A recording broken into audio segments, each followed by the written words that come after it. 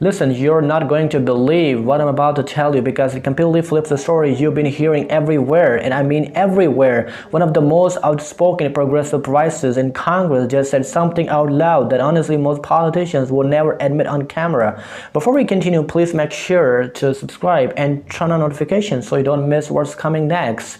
Well, I'm talking about Ilhan Omar. So here's what happened. She was giving a speech about the government shutdown, and at first it sounded like the usual political talk. You know how it goes.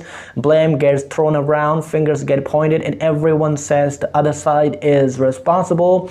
But then she said something that made me stop and think, wait, did she really just say that? She openly explained that Democrats refused to pass funding for the Department of Homeland Security unless certain demands were made. She even listed some of those demands like policy changes involving ICE. And because those demands weren't agreed to, the funding didn't go through. Now think about that, what that means. That means agencies like TSA, Coast Guard workers, and cybersecurity teams weren't getting paid.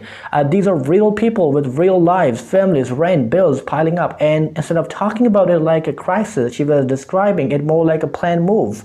And here's that part that really stands out. For weeks, the public message has been that Republicans caused the shutdown. You've probably heard that again and again, but in the speech, Omar clearly says that Democrats made the decisions to block the funding unless their conditions were met. That's not a spin. That's not guessing. That's straight from her own words. And I'm sitting there thinking, how does this not completely change the conversation? Because whether you agree with the strategy or not, it's a clear statement of who made the decisions. And once something like this that is said in public, you can't really take it back. The clip is out there. People heard it, and now it's spreading.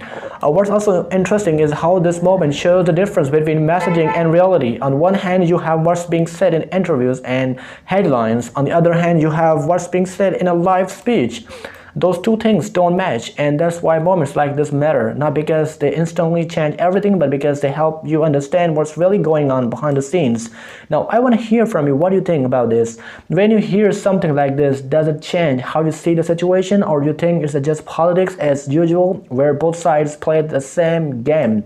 Let me know in the comments, because this is one of those clips people are going to be talking about for a while.